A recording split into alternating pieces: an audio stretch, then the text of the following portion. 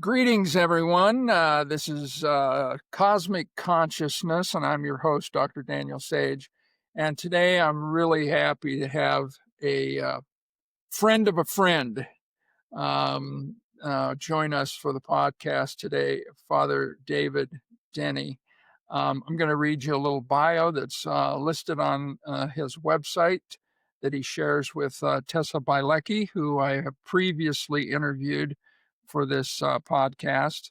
And then we'll just ask him a few questions and kind of go from there. So I really appreciate Father David. I appreciate you being on with us today. And let me Thanks. read your bio, and then we'll get started with the questions. Okay. David M. Denny describes himself as a poet, priest, and desert rat. After graduating from the University of Arizona, intending to become a journalist or scholar of interreligious studies, he made a retreat at the Spiritual Life Institute in Sedona, Arizona. His original plan for graduate studies was interrupted by becoming a contemplative Carmelite monk for 30 years. He was ordained to the priesthood in 1980 and fulfilled his journalism dream by editing the community's Desert Call quarterly magazine. He continues to serve as a priest through Cross Catholic Outreach, a ministry providing material and spiritual support to the poorest of the poor in over 30 countries. Since co-founding the Desert Foundation with Tessa Bielecki in 2005, he fulfills his call to interspiritual dialogue through his writings. When not at his computer, you will find him biking along the Santa Cruz River, gambling among the saguaros, or shooting hoops in the early hours across the street from his urban hermit apartment. Sounds good. Good, great. So I'm glad the sound is coming through, video's coming through good. We're in good shape. Yeah. The first question I have, and usually this is a little bit autobiographical, is how did you experience your call to the priesthood? At what age? I mean, in the bio, we've talked about how this kind of apparently came later in life, maybe even when you were in graduate school. Um, and I have to tell you, I'm getting a little bit of static or something in the background. Are you hearing any of that? I'm not hearing static, but there's a little jumpiness in the video. Okay, okay. Well, let's proceed. One of the great things about this Riverside studio is it cleans all of that stuff up later. So, but Okay. anyway, talk about your experience of being called to the priesthood, and like I say on the biography, it sounds like for you it came a little bit later in life, and if you grew up Catholic or how that unfolded for you. Right. Yeah. I think my experience has always been that these things happen gradually. I can't pinpoint a moment, although some people do that. But for me, I was not brought up Catholic. And, I grew up in the 1970s, graduated from high school in 71. And this was the time when lots of gurus were coming over and from Asia. And so I and a lot of friends, we were kind of aware of Buddhist meditation, Hindu traditional forms of, say, yoga and meditation. Um, but I didn't know there was a contemplative tradition in Christianity. I mean, it kind of took me by surprise when I was in college. So um, I was studying at Prescott College in northern Arizona. And my roommate gave me a book he thought I might be interested in. It was weird that my roommate gave me this because he wasn't exactly the kind of guy who would be reading this sort of literature. But it was The Seven Story Mountain by Thomas Merton. And I was shocked because I had no idea that monks existed in the 20th century. I just figured they all died out in the Middle Ages or some religious war or something. So that was shocking that the 20th century American became a monk, but it intrigued me. The other thing that was going on in this period was, we had the Vietnam War is still going. Pentagon Papers had just come out. The assassinations of Dr. King, of the Kennedy brothers. And so there was this tremendous sense that we are in way over our heads. And politically and in a deeper sense, I think spiritually, culturally, I just felt like, whoa, this is not working. And somehow we need some other kind of an approach to reality that is bigger, deeper, and more full of compassion and justice, really. So I was shocked when I learned about Merton that he was very interested in things like the civil rights movement, and he was also in dialogue with other religions, which really touched me because when I was 16, I was an exchange student in Afghanistan. So, here I am in a Muslim culture, and it was beautiful. And this was way before, the wars and the whole like Taliban right wing fundamentalist Islam didn't exist. It's not very Afghan. It came in from elsewhere. So it was beautiful. So that automatically opened me to this notion of these other worlds of different religions. Then, as I said, in the 70s, we had all the gurus coming in. And I met a teacher, a Buddhist teacher, who came through to give some talks at Prescott College. And Prescott had they didn't have a regular semester setup. You'd have like a short semester and then a 1 month block when you could do really interesting, weird things. So I took a month and I went to this Buddhist center up in Denver and made a month-long Vipassana retreat. This is a form of meditation. Mostly you find it in the Theravada school of Buddhism, which is a pretty heavy-duty, strict tradition. And so, for example, we would meditate for about 18 hours a day, eat only twice a day, no reading, no writing, no talking. And yeah, you sleep 2 or 4 hours. So this was the hardest thing I'd ever done. And to tell you the truth, I hated it. And I've always been amazed at a lot of people who just love going on Vipassana retreats. I think I'd be okay now. But I turned 20, that my 20th birthday was in that Buddhist monastery. But what it did is it shook me down on a very profound level because here was a totally new and different approach to what reality and life is about. And I wasn't getting indoctrinated in anything. You're just sitting there and watching what your mind and your heart are doing.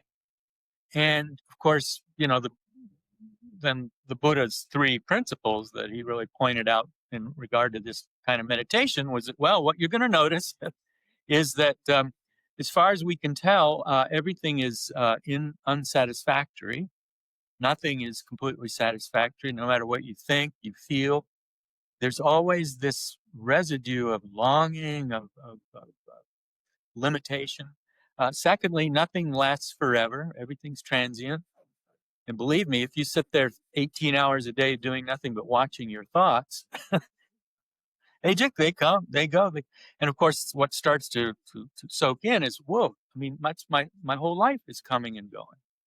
And it probably won't last that long. So these things really soak in deeply. And the third thing is that as far as we can tell, there's no such thing as an enduring self. There are these thoughts, these ideas, these feelings, this body, all that comes and goes. So what is this thing?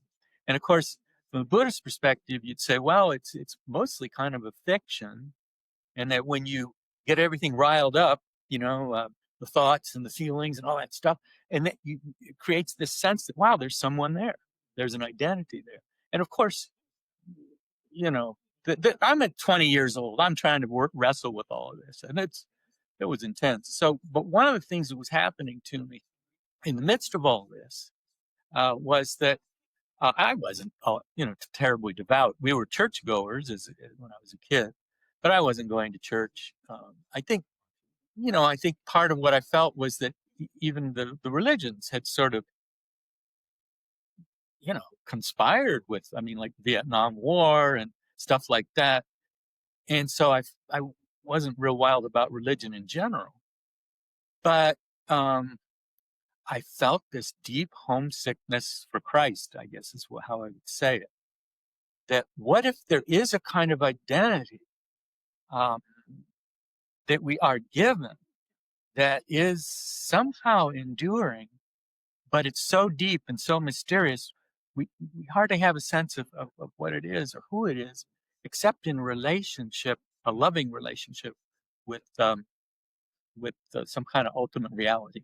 And so then later, I would read people like Martin Buber, and he would write about I and thou, I could feel my heart just leap because I felt like, and I had fallen in love before. I knew, had some sense of like what love for sexual love, and it had some experience. So um, that struck me as really deep reality, relationships of love between persons. And so you need to have someone there, to be a person. And so I couldn't, I was always wrestling with that sense of self, no self. Um, but that's what all that set me up then for going on retreat at a monastery that was near Prescott in Sedona, Arizona. And that's when I first met Tessa Balecki and the Oh, founder of the community, William McNamara. And it was kind of like love at first sight because there was the silence, the solitude, the time for meditation that you would expect, say, from a Buddhist monastery. But then there was also this beautiful liturgical life. It was Christ centered. Um, and I realized, I'm a Western human being.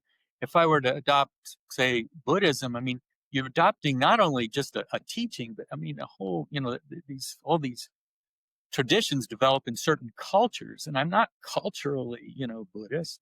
I'm culturally Christian. So I already had a sense of the vocabulary and already had some sense of the beauty of Christ and the mystery of the presence of Christ in the world. So I wanted to build on that. So that's so I thought, well, I'm just going to stick around for a couple of months and then I'll head off to graduate school. But I'd say, well, maybe could I stay another month? Oh, sure. Okay. How about 6 months? Fine. And then it went on for 30 years. So after about the first year, of course, I became Catholic. And then early on, I said, well, do you think I should study for the priesthood? I just assumed, Father McNamara would say, well, no, you're just getting going. He said, well, sure. Yeah, why not? So the priesthood really followed more on the monastic, I would say, being a monk. But um, part of, I think, what attracted me then specifically to priesthood was that, I love the arts, I love dance, and part of what was speaking to me in the Catholic tradition was the whole idea of this liturgical. Really, it is like a dance, the ritual.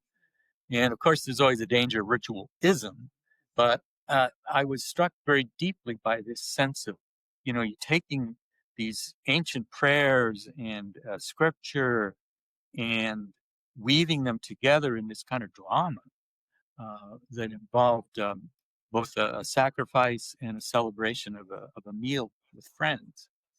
And you put all that together, and it felt like, wow, this is, when we had the Eucharist in my church growing up, the disciples of Christ. But this teaching in the Catholic Church of the real presence, somehow Christ really truly present in this ritual, this liturgy that we celebrate together, to me that really spoke very deeply. So um, so I became a priest, and I also later discovered a poet named David Jones. Nobody's ever heard of him. He's hard to read, but he had this beautiful sense of how priesthood and artists are very similar. And at the middle of the mass, it's called the offertory. The priest says, "Blessed are you, Lord God of all creation, for through your goodness you have given us this bread to offer, which earth has made, which earth has given, and human hands have made. It will become for us the bread of life." I just love that sense. It's first of all, earth is included, so it's not just this sort of spiritual out there somewhere. It's tangible. It's bread, but human hands have made. There's artistry involved. There's the work of human creation involved in transforming the earth, and that then God gets involved in that, and the whole thing becomes sacred. And to me, that was just really beautiful. That's a very rambling answer to your question. No, it was totally coherent. And so where did you go to seminary? Well, that was an unusual thing because I spent 1 year in Sedona, Arizona, my first year in the monastery. And then we had another house up in Nova Scotia. I think Tessa Balecki probably talked about that. Mhm. So I went up there, and that's where I started studying for priesthood. And the bishops in Canada did something kind of radical. They gave us permission to do most of our studies at home in the monastery. So I basically was like tutored by, there was an older sister in the community who had a degree in theology. And then Father McNamara was there. And so, I wasn't going to be managing a parish. So I didn't need to know a whole lot of canon law stuff dealing with marriage and I didn't have to know all the real estate stuff about managing a big, parish with buildings or training children in religious education. So basically, all I needed was a rootedness in celebrating, the liturgy, hearing confessions, and that's pretty much it. So, given that, the Canadian monks, Canadian bishops, felt like, yeah, why not just train on the job training? And so that's what I did. But then at the end, they said, but you still need to get checked out we need a second opinion. So after about 4 years of study, I spent some time with in a Trappist monastery in Worcester, Massachusetts, which was kind of neat for me because Thomas Merton had been a Trappist, and he kind of was the first one to introduce me to this. So I was there when the abbot was a Dom Thomas Keating, who later became quite renowned as with the Century Prayer movement. So Abbot Thomas had me stay there for a few months, and I studied canon law, I think, and some moral theology, and they gave me their stamp of approval, and so I got ordained in 1980. So Thomas Merton inspires you to make this journey, follow this path. Was it simply a matter of practicality that your affinity with Father McNamara being a Carmelite monk rather than a Trappist monk? I mean, it seems like there was two things kind of going on, or multiple things going on. I mean, Yeah, you might have even had a little Muslim influence and obviously some Buddhist influence Buddhist. Yeah, going on there. yeah, yeah. So, uh, yeah, I think sometimes people like for me when I growing up outside the Catholic Church, I heard the term Catholic Church and I thought, boom, monolith. And I was shocked when I then got closer and realized, wow, there's all these different schools of theology and spirituality, different ways of living out the gospel. Um, as everything from a lay person to a Carthusian monk who is a complete recluse. So yeah, there are all these different schools. I think part of what attracted me, there were a couple of things. One is the Carmelite tradition. Uh, I had an independent study I did at Prescott College on medieval Spain, and my Spanish teacher is the one who she told me about this. She said, Whoa, I see you. Yeah, you're interested in the Middle East and Islam. And did you know, and I didn't, how there was this flourishing Muslim culture in Spain, really for 700 years, from about the year uh, in mid 700s until 1492, when the Catholic uh, monarchs kicked all Muslims and Jews out of Spain. I mean, it's horrible what happened. But if you look at like 11th century Spain, the rest of Europe is suffering a kind of so-called dark age. Spain's great.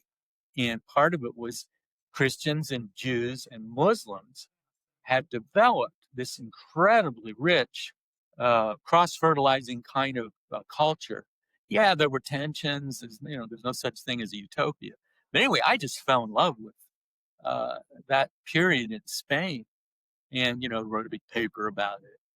And so I've come to the Carmelites, and who are the two greatest Carmelite teachers? Basically, are Saint Teresa of Avila, Saint John of the Cross, who, sad to say, were they kind of represented this sort of Catholic triumphalism. We've gotten rid of those Jews, we've gotten rid of those Muslims, and now, it's the real thing. It's Catholicism, it's Christianity is back. So there was some of that. And of course, this was the time of, the conquistadors are coming over here, and the shadow of Catholic imperialism is just terrible. But here were John and Teresa, they didn't seem to have much to do with that at all. They were talking more about this internal transformation that comes out of a relationship with God in Christ. And that really spoke to me. And of course, because I had not just the history of medieval Spain, but then, I had Spanish in college.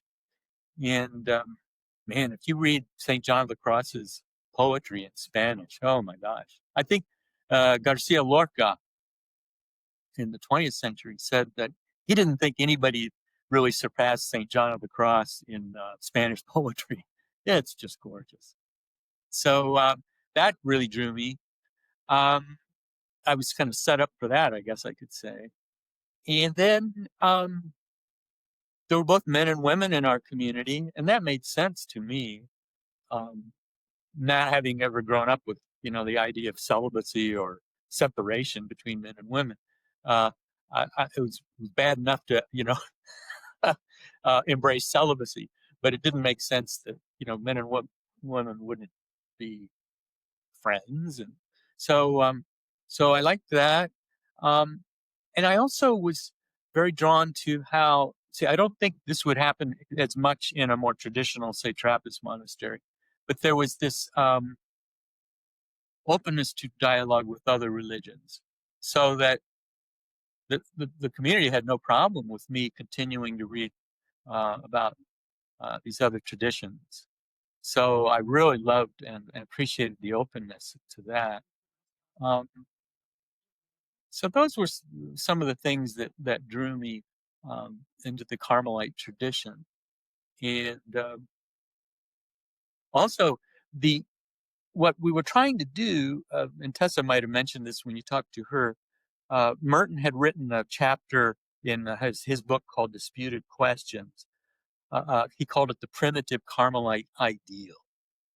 And I thought we did a pretty darn good job of embodying what Merton was describing. It was a lot of time in silence and solitude. And I just I like that. I'm kind of a bookworm. I love being out in nature. And so there was a lot of silence and solitude, but then there was also, a lot of community work we did together too. So that balance of solitude and community, I really liked. And you had more flexibility than, say, you would have in a Trappist monastery. My Hmm. community used to laugh when I'd write to them from the Trappist monastery, because it's like every day was exactly the same as the day before, and it was going to be exactly the same the next day. And it kind of drove me crazy. Now, some people thrive on that, and that's wonderful. But I needed a little more, I felt, flexibility. And so in our community, there was room, especially during solitude. You had a basic structure to your day, but you had, some freedom to decide what you were going to do. So those were all things that attracted me. Did you get assigned a parish? I mean, exactly what is the path for a Carmelite priest? No, You we were really choose we really focused on the contemplative life. So our monastery was open as a retreat center. So people from all over the world actually would come and make retreats. Each lived in a separate hermitage. So we each had, you know, um, lots of solitude in a separate hermitage, and guests who would come would do the same thing. And then we'd be available to guests if they wanted, some spiritual direction, some advice about how to spend their time there. So that was really our main outreach. We also had the publication Desert Call, so we would write for that. That was a form of outreach. And then we would sometimes go out, usually during Lent. There was an old tradition in Catholic parishes to have outside speakers come in to talk during Lent. So sometimes we would go out and preach in parishes during Lent. But no, it was a completely different lifestyle from, say, the normal parish priest. Mhm. Uh, I never had a parish. I'd be a disaster as a parish priest. Well, So, you mentioned St. John of the Cross and his poetry. Were you a mhm. poet before? Did you feel a certain sense of poetic inspiration prior, or was he the one that, lit a fire for you, or how did that I unfold? I think I had, some sense of that when I was even in high school and college. I suppose, like a lot of young guys, I think I wrote some love poetry when I was still a teenager. First love and stuff like that. So there was that. But I think I've never been a real serious poet. I think that I've met real writers, and I realize I don't qualify. But I am encouraged by the fact that John of the Cross didn't write a lot of poetry, but what he wrote was pretty powerful. So uh, I thought, well, maybe there's room for that for a monk. So yeah, Do you, do you that's kind of how I still approach. do you still speak Spanish? Are you bilingual? Yeah, yeah. In fact, it's funny because all those years in the monastery, I never used my Spanish basically, so it kind of lay dormant. But then when I left the monastery, a friend, a priest in Colorado Springs, told me, he worked for something called Cross Catholic Outreach, and it's an organization that has relief and development projects all over the world. And he said, you could preach for Cross Catholic Outreach and raise money for these overseas relief projects. And it's funny, as soon as he said that, it's like, boom, the light went on. And I thought, really? Could I do that? Because I'd spent my life in, silence and solitude out in the wilderness. And, of course, I'd celebrate Mass and preach occasionally. But um, because I'd spent some time in Afghanistan, uh, I studied in Arabic in Tunisia when I was in college. In my early years in the monastery, um, we had a friend who lived down in Brazil, and we were helping support her as a hermit. And I went down and spent 6 weeks maybe in this little fishing village in Brazil to be with her. So all that exposure to poverty, um, I realized, my gosh, that's the way most people live. I mean, it's we're a weird exception. We have 3 meals a day. We've got running water, and I was really drawn to the idea. Wow, I've been praying for people for 30 years. You mean I could actually go out and do something concrete like raise money for people so we can build a school or a hospital or a house or put food on somebody's table? I just thought, wow, that's great. And so that's when I signed on with Cross. So, as you probably know, uh, when I was a kid, like in Kokomo, Indiana, um, Mexican people were only around, you know, seasonally. they were picking, say, tomatoes, and then they'd go up north to Michigan and pick apples, and then they'd probably winter down in Florida or something.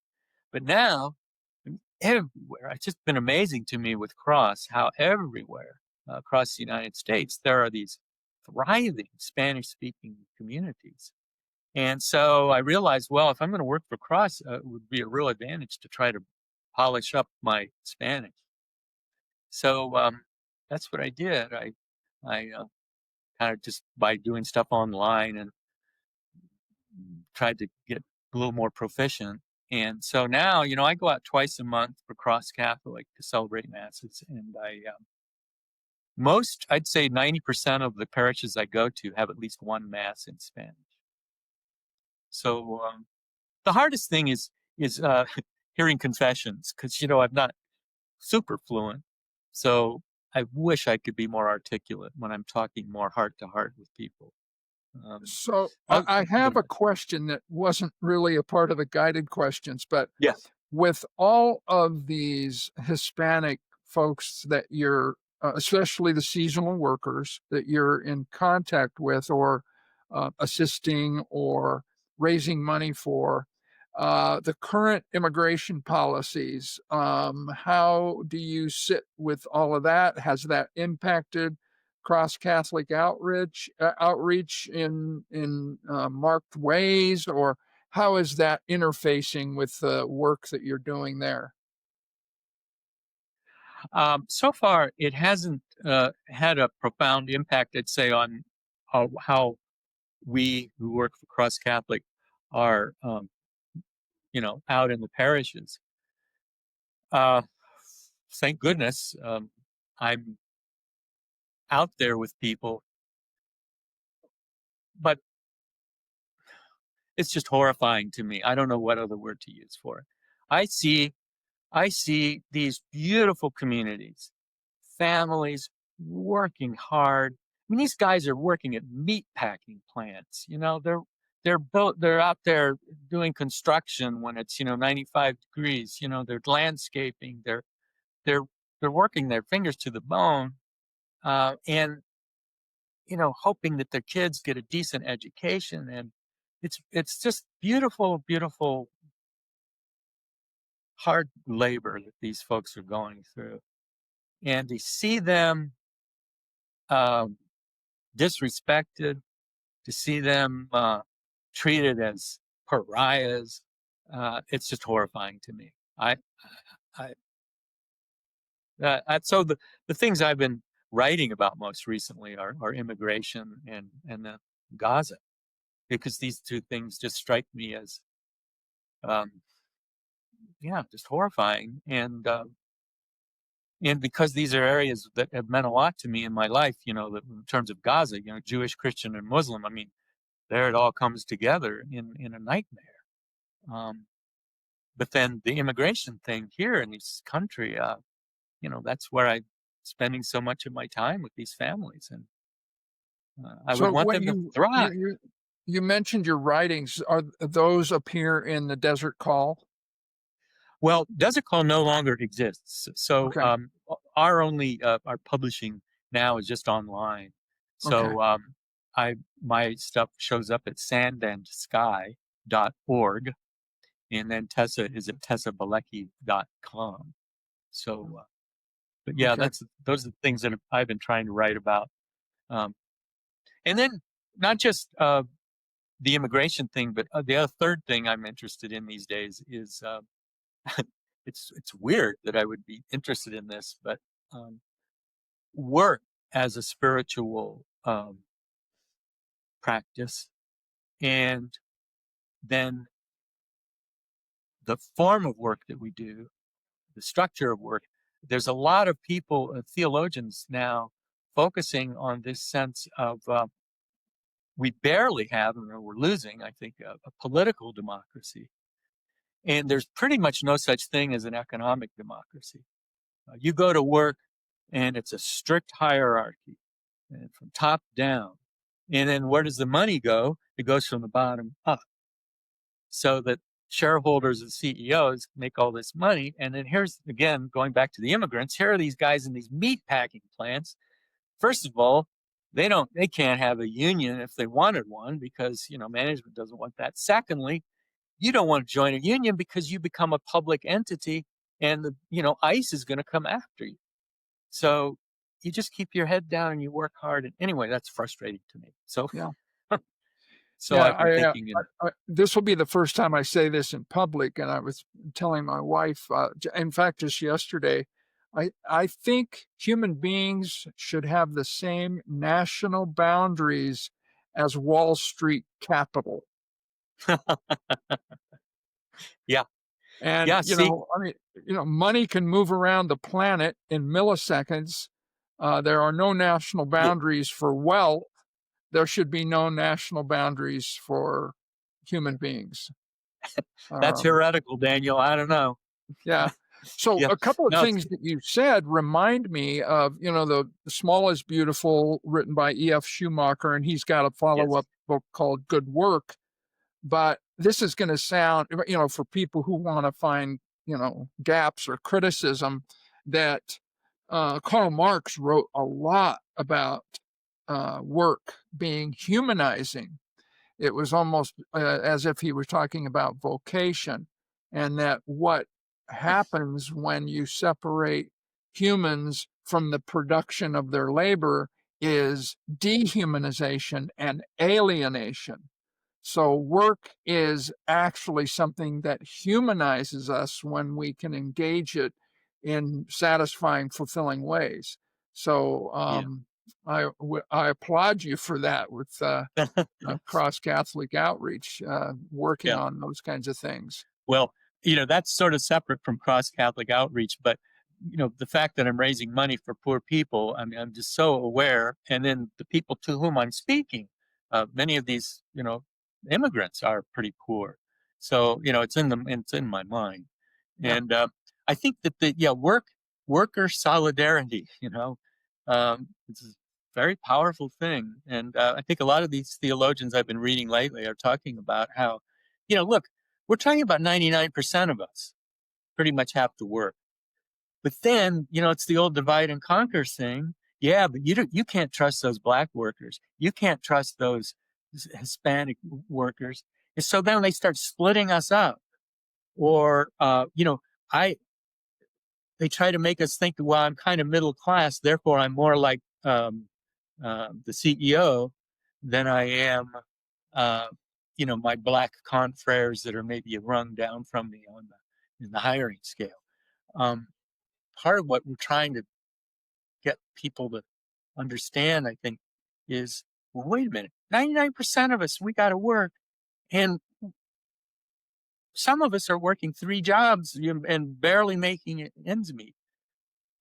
Well, there's no honoring of it. So, I think, yeah, I mean, in America, Well, mention Marx is terrible, but yeah, I am reminded of those Jesuit priests in El Salvador that were murdered, or even Bishop Romero, who was on the side of the poor and dispossessed, and is murdered right in the middle of saying mass.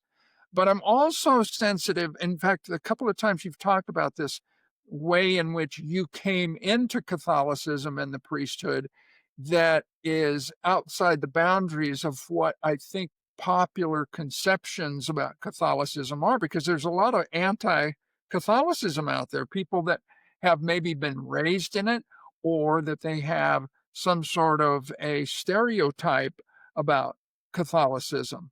Can you speak about whether or not you've experienced any of that, or how you process that yourself, if you've ever encountered it? Because clearly, with like Catholic Charities here in Denver, or Cross Catholic Outreach, the Jesuits in El Salvador, Bishop Romero. I mean, there are all these rich traditions within the umbrella of Catholicism, and it's not a monolith, like you said. But have you encountered, how's that come up in your life?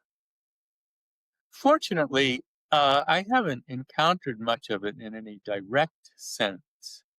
Um, I think because, uh, I'm not really, as tied into the institutional side of it as, say, a parish priest would be. So most of my work is just very much person to person, heart to heart.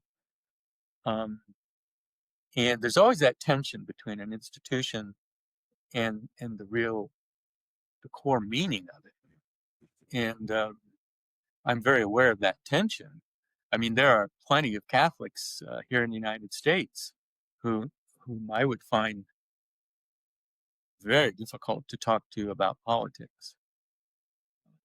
Well, They're I have several other questions I want to ask that, I gave you regarding questions, and I'm going to jump to the last one, actually. Since we're talking about this, do you have any sense of what it means for the Vatican to now have an American be Pope? Do you think that'll change any of that institutional energy or the way in which it gets played out around the world? Or, what's your take on that? If you want to talk about it at all. well, as I say, my immersion in the institution is not terribly deep, but I think my favorite thing about Pope Leo is that he did spend all those years in Peru, and so he's not only got a rootedness in American culture and tradition, but also in Latin America. And I just think that's that's really crucial. It seems to me for Christianity in this age, it needs to have this sort of cosmopolitan vision that, for example, I would say Christian nationalism just doesn't have. And this is part of what's the problem with this so-called Christian nationalism, I think, in the United States, is that um, there's so little experience of these other cultures. And in fact, there's a tendency, my impression is, to just assume that American culture is supreme, and then all these other people are, kind of second rate. Whereas somebody like Pope Leo, who's had more experience in other cultures, realizes, wow, these are beautiful and they're wonderful and they have so much to offer the world. So that cosmopolitan global uh, experience, I think, is really crucial. Um, so I'm happy about that. Well, I was teaching at a Jesuit institution when uh, Francis, Pope Francis, and Yeah, uh, uh, this Jesuit institution, most of the Jesuits were kind of shocked because that's not usually the journey that Jesuits take is through the administrative institutional church.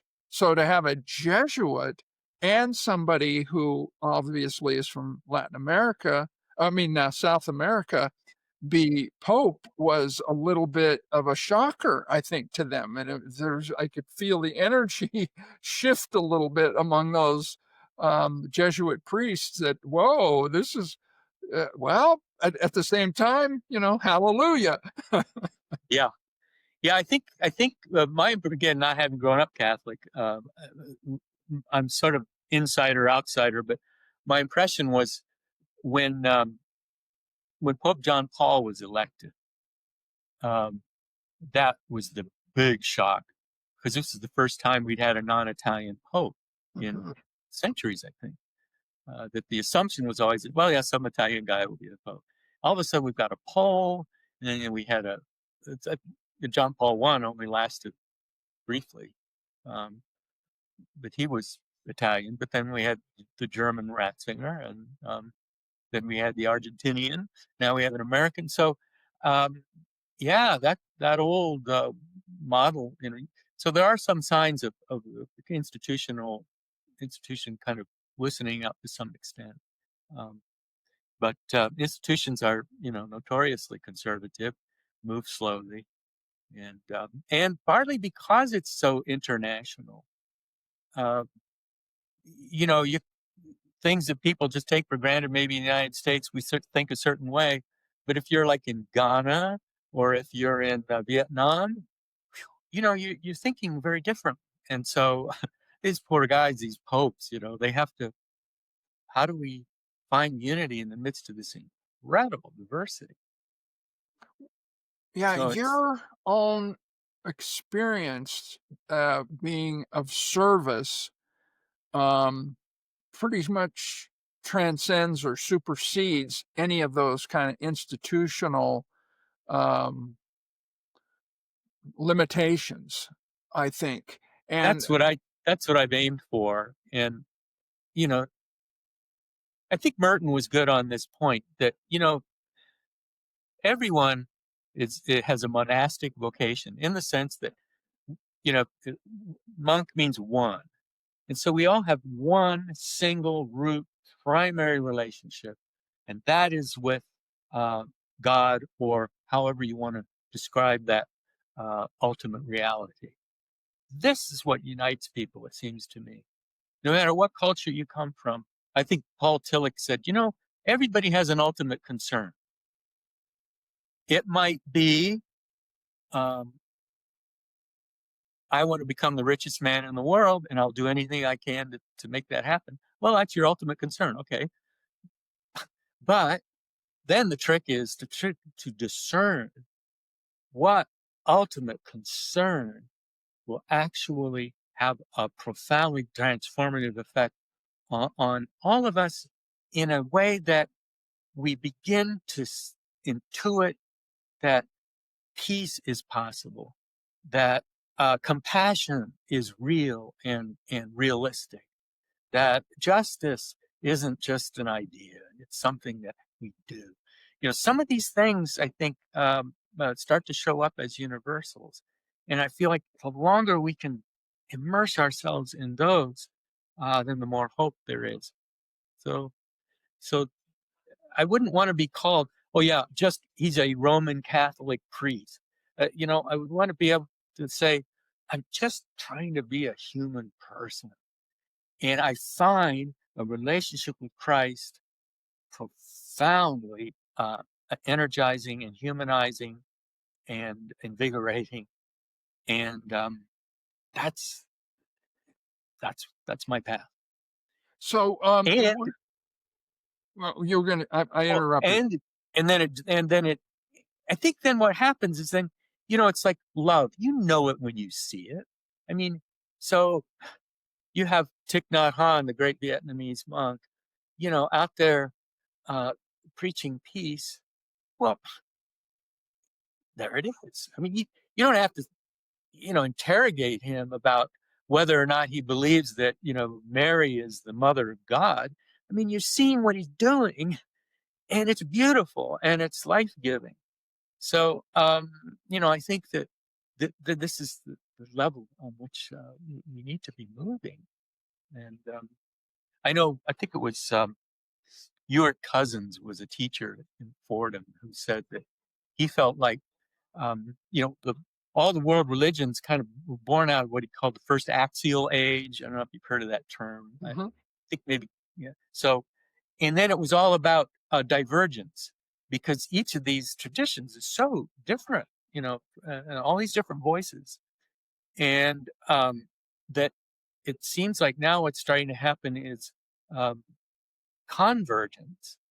And of course, this helps account, I think, for a lot of the violence in the world, because convergence often means conflict.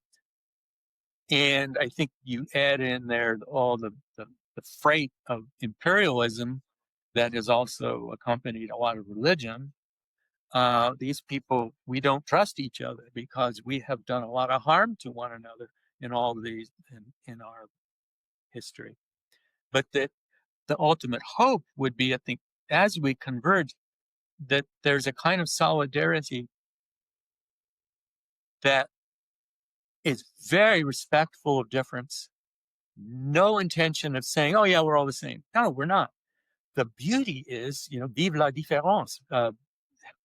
It's wonderful that we're not all the same. And that I got a lot of this from a guy named Raymond Panicard, that coming together isn't contamination, nor is it domination by any one particular group. It is cross fertilization to create a permaculture which is sustainable. Yeah. No Well, more extraction, no more, you know. Yeah. yeah, that's a great metaphor. I've come to the conclusion, and yeah, I should share this with you. I graduated with an MDiv from Iliff School of Theology, and Yeah. then went on and finished my PhD in psychology. But I and even having taught world religions at the college level, come to the conclusion that there's only one true religion, and that's the golden rule. If Mm, if a religion is not, like, for instance, Christian nationalism, not demonstrating and living and manifesting the golden rule, it's kind of a fake religion. It's a bit of a fraud.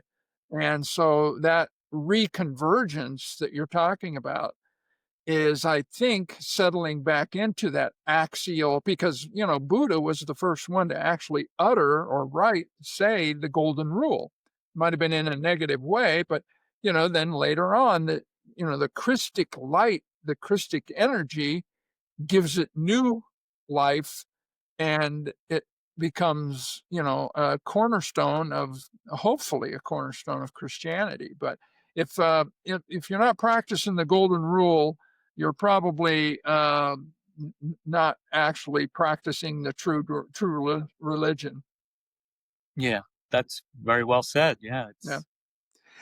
it's So I want to ask you about Catholic, the cross Catholic outreach. Um, you say it's in 30 countries. Just Mhm. talk about some of the countries that it's been in, or maybe that you've served in, that have been Yeah. connected with.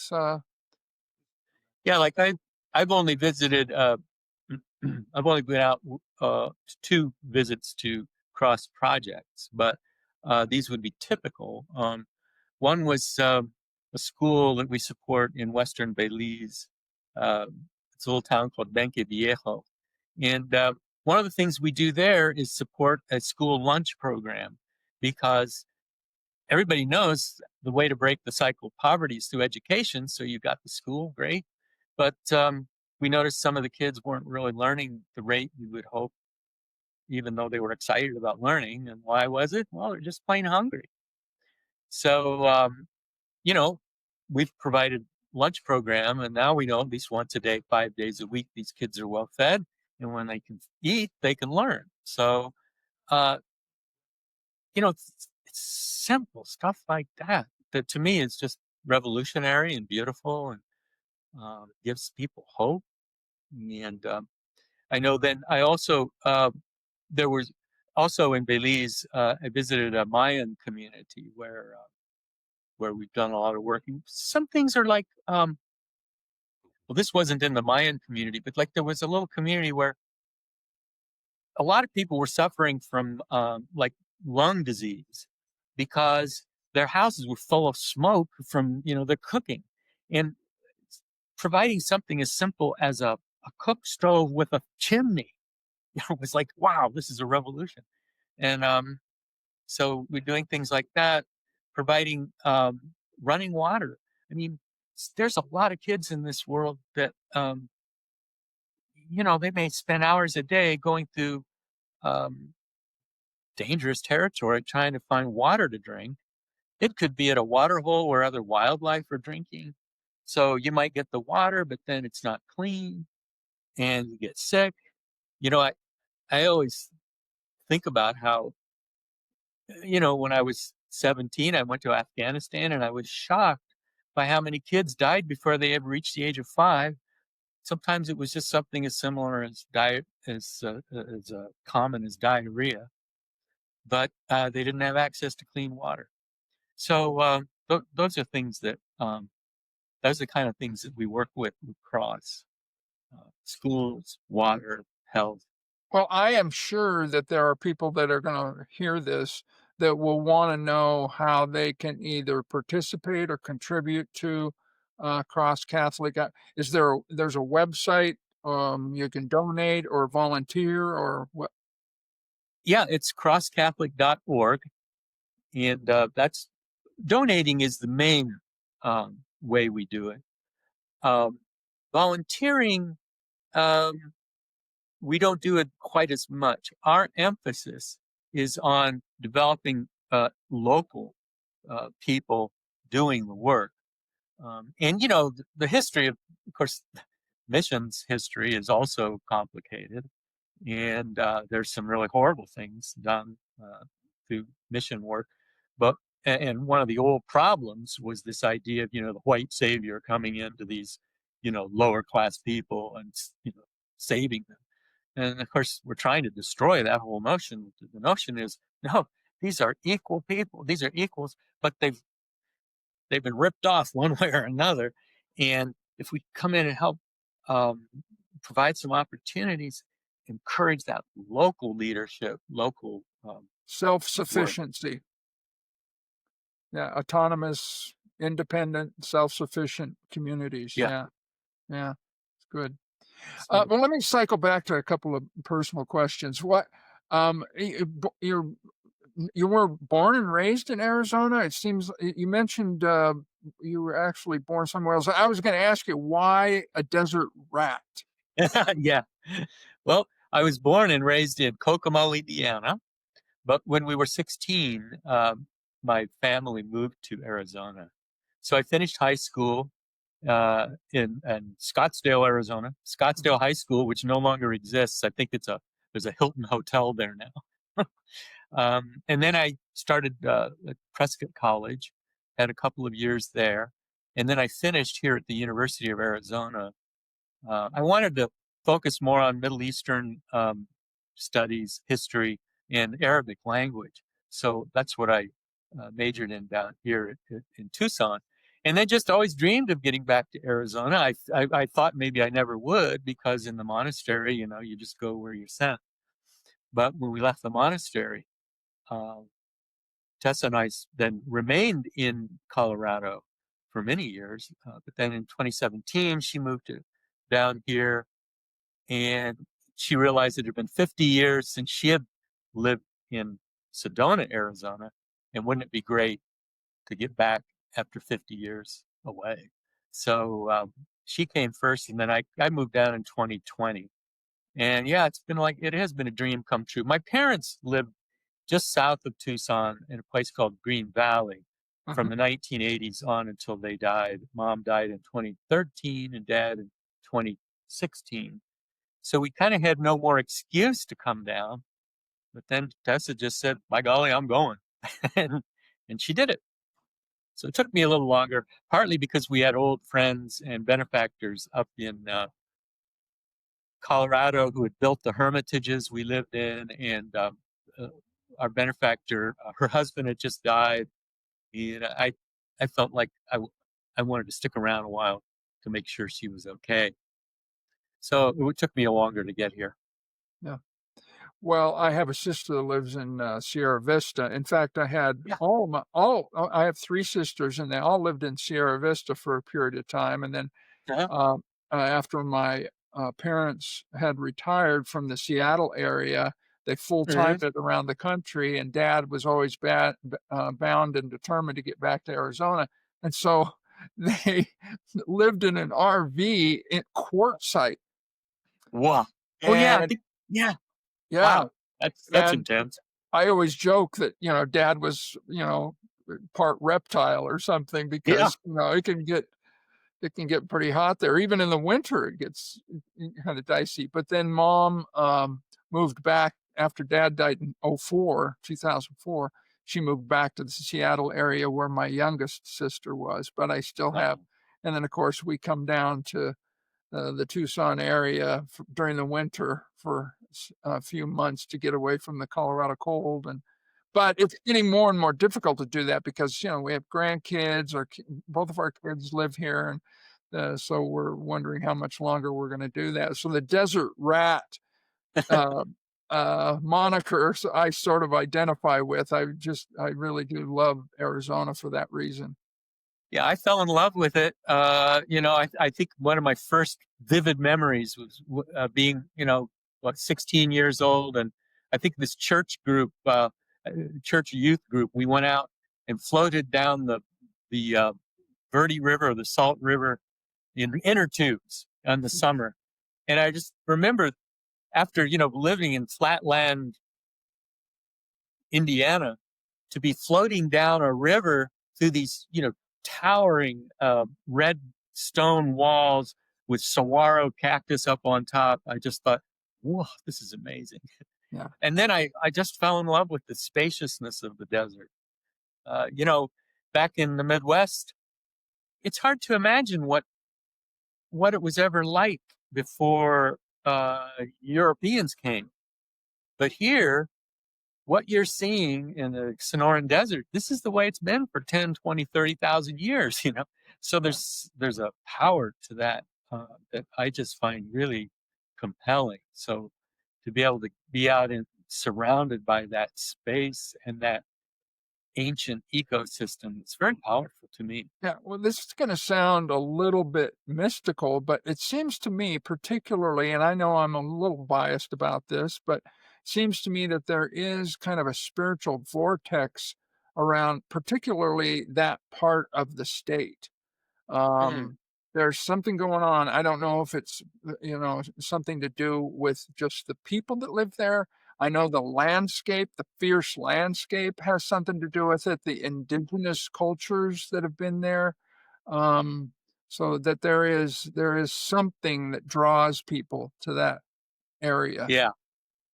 Yeah, I think part of it for me is cultural. We have the indigenous, we have then Hispanic, and then the us gringos.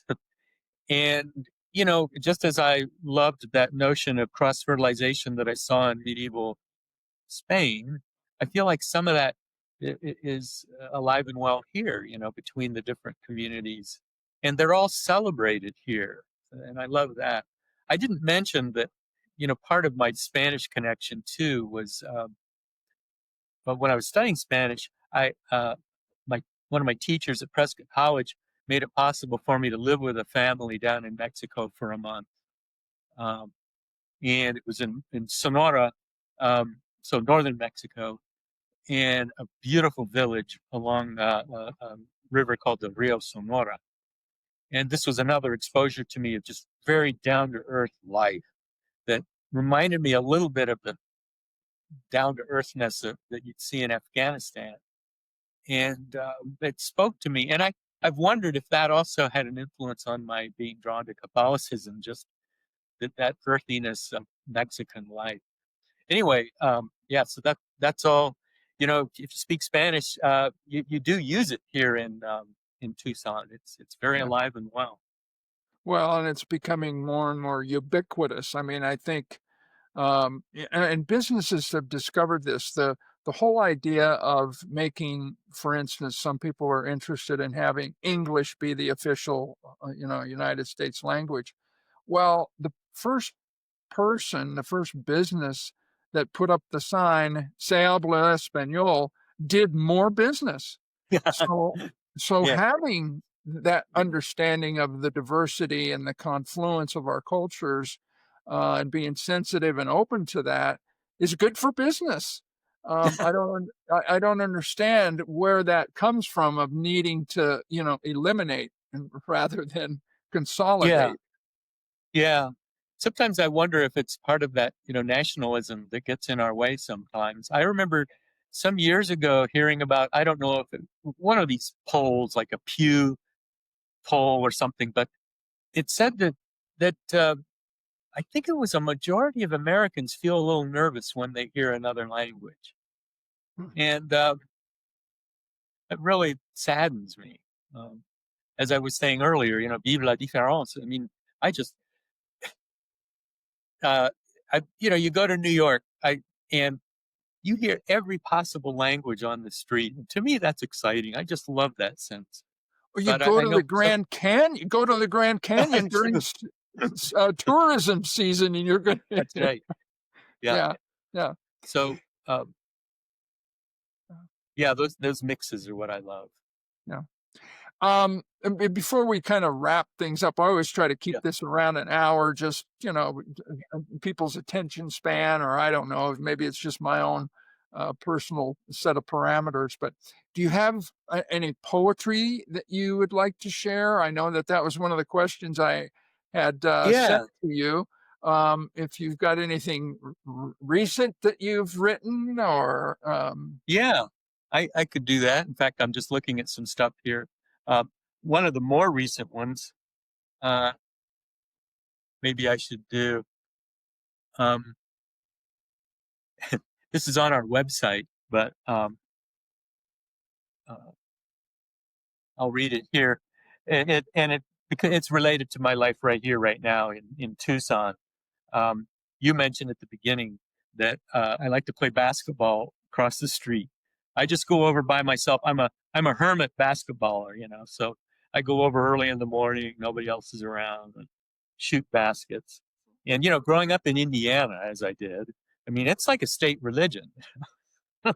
So it's funny in my old age, after about a 50-year break, I thought, I wonder what it'd be like to try basketball again. And I just love it. So this talks about that.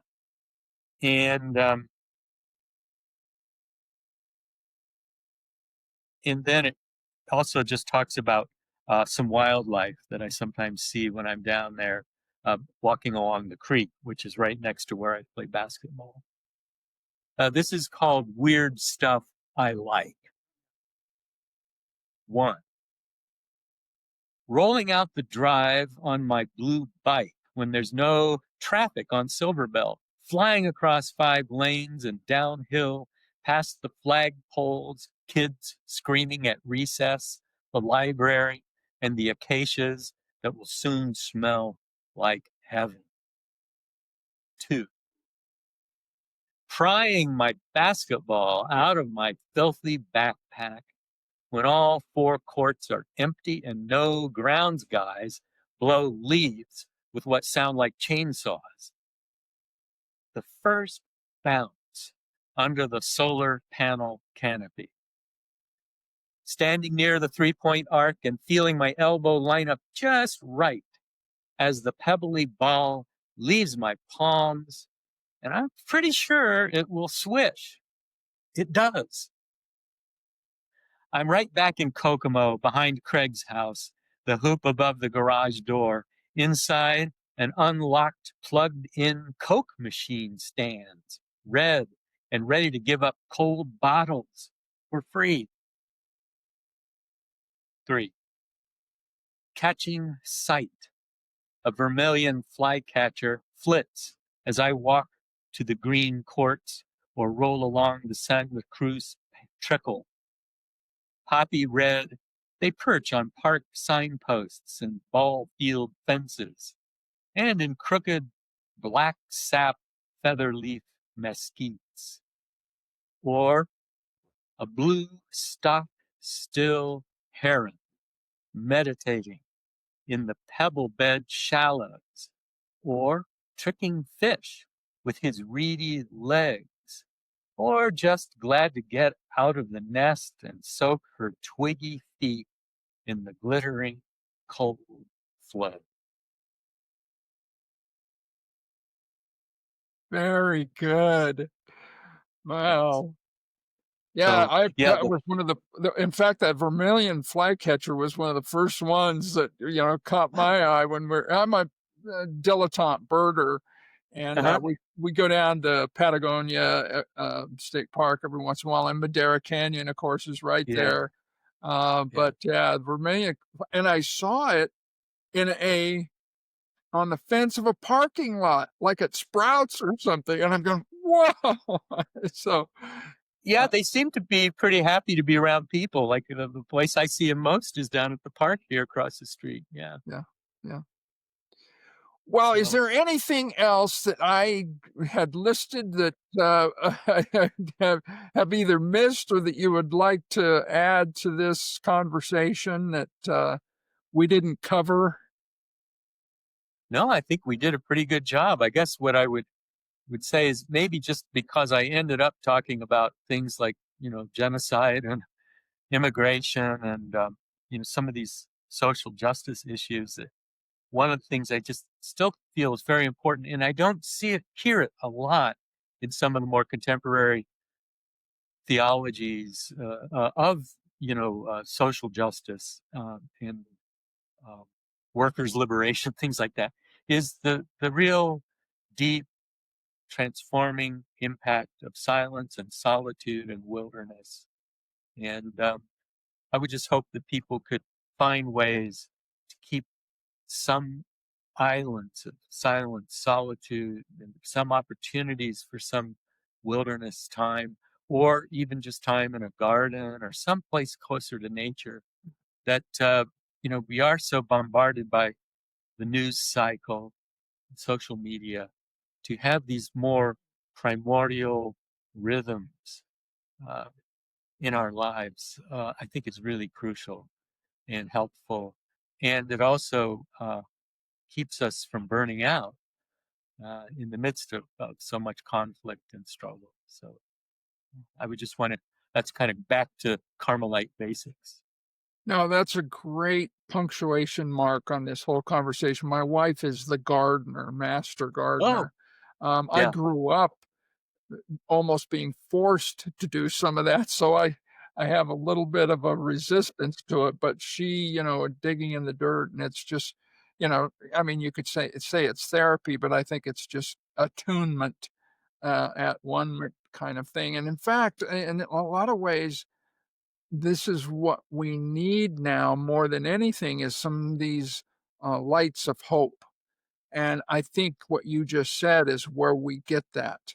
I'm reminded of Dawson Church's recent book, Spiritual Intelligence, and Hmm. he's actually got charts and graphs about this kind of thing. Where, apparently, just in the last 2 or 3 decades, meditation percentages of the population that are meditating has gone from like 3% to like 20%.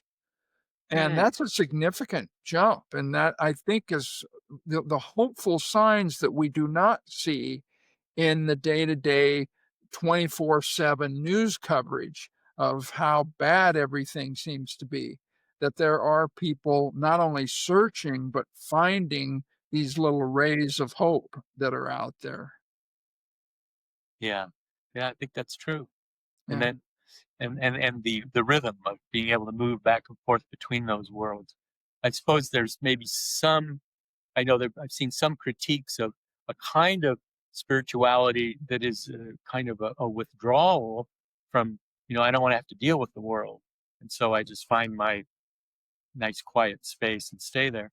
But I love the notion of kind of inhaling and exhaling, that you have the silence and the solitude, and that that spills out into service and loving and working with other people, and then you come back.